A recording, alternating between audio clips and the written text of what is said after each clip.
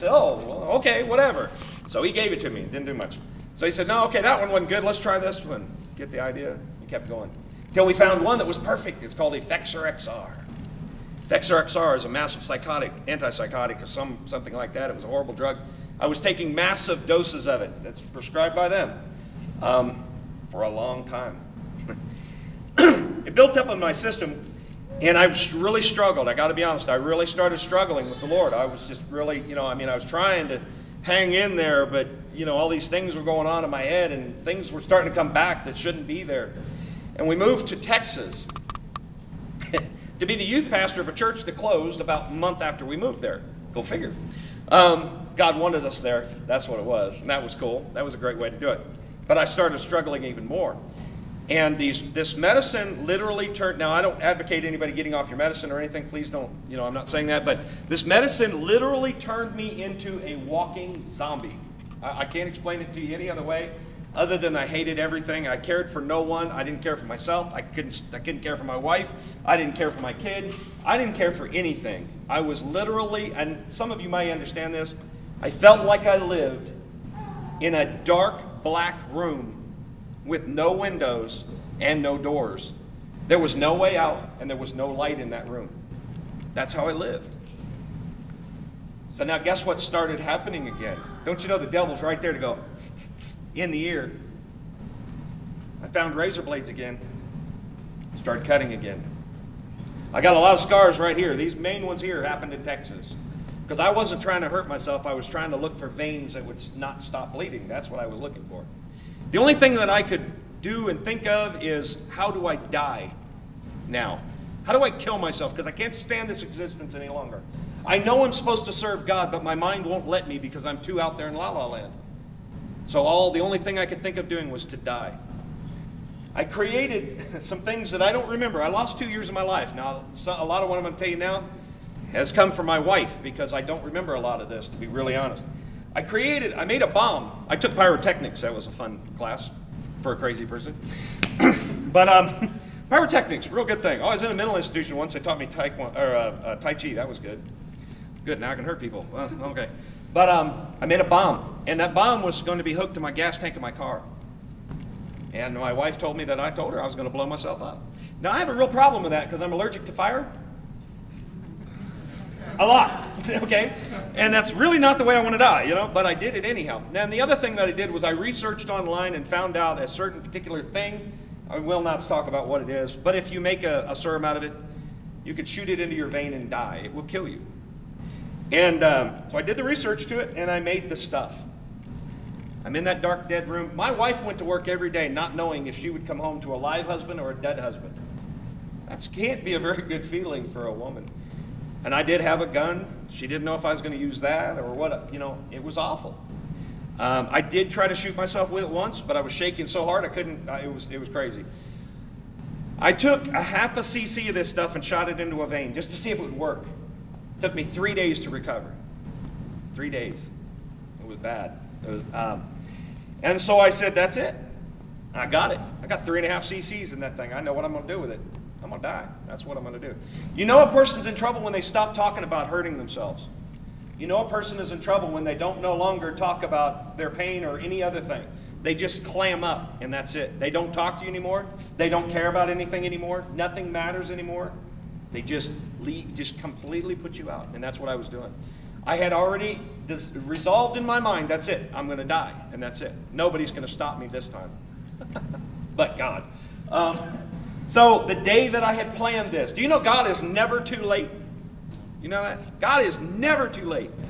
He is always on time. I was in my room and I had prepared it, and a knock come at the door. I didn't even hear it. I didn't even know there was anybody at my door. Angel over here, angel over there is now hooked on street witnessing because we just had so much fun doing it. And there's massive validity to it. Door knocking, a wonderful thing to go do. I know that door knocking is a wonderful thing to go do because if somebody in my town had not went door knocking, I would be dead right now. A man came to our door, knocked on the door. My wife answered the door, and she said, yeah. He's like, I'm doing a church survey. Can I ask you a couple of questions? She's like, okay, whatever. If you could ask God any question you wanted, just one, what would you ask him? She said, I don't, whatever, she said. And then he said the good question. If you were to die right now, would you go to heaven, hell, or you're not sure? You know what? She had to say she wasn't sure. We had been serving the Lord all those years, but now understand, we were of Arminian belief as well back then. But we'd been serving the Lord a long time, but we had not been serving him then. We were out in lot. She was so messed up with my problems, and I was so in my own thing, we wasn't serving the Lord. So they started talking. She started dumping all that on that poor man. And that poor man was really loving, and he started praying with her and for me. I didn't know any of this was going on. I was in the same house. And that resulted in my wife praying all night long for me. You ever wrestle with God? You're praying, and then you kind of go, okay, right there, and that's what she did all night long. And God is so good. God is so good. I was sitting there in my dark, black, dead room with no lights and no doors and no way out. And the only thing I could do was kill myself, and that was it. That's all I had to look for. I knew I was going to go to hell, but at that point it looked good. Now that's crazy, I know, but at that point it almost looked good, And I was looking at the syringe, in which, by the way, I still have it. I didn't knock off the needle and glue the thing so it can't be messed with, but just because it's a reminder. I still have the bomb box that I made too, nothing in it, of course. Wouldn't want any FBI coming to my house. But I looked at that thing and I said, okay, that's it. At a certain time, I'm sticking into that vein and I'm checking out permanently. And there's nothing's going to stop me. Except while I was sitting there, getting ready to do such, all of a sudden it was as if, you ever hear the part, I think it was Paul that came to himself? That was Paul? Yeah. Or, I think it was. When he fell off the horse and all, yeah, okay. That's what happened to me. I was sitting there, and all of a sudden it was like as if somebody took a 5,000 watt halogen light, stuck it right dead in my face, and flipped that booger on. And I went, what am I doing? I'm going to kill myself? What, am I crazy? Okay. Yeah, okay. I couldn't believe, I was like, I don't believe what I'm doing. I am going to die. I'm going to end my life. What am I? This is crazy. This is nuts. I can't do this. I can't do this. I'm supposed to be serving God. Yes. I'm supposed to be living for God, not this. I'm not supposed to be living for the devil. I'm not supposed to be so depressed I can't breathe. I'm supposed to be living for God.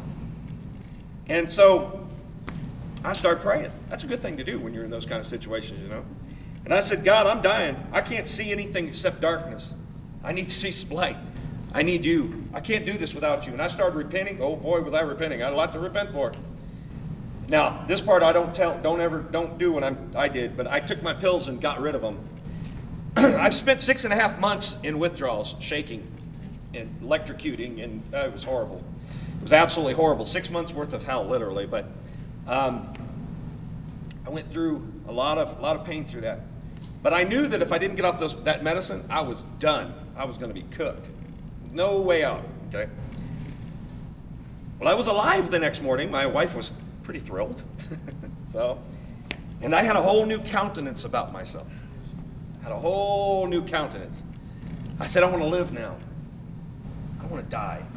I don't want any more razor blades touching my body anymore. I'm tired of it. Tired of the pain of that. Tired of the bleeding. I'm tired of all the mental pain. Took 6 months. But when that 6 months was over, and I kept improving all the time,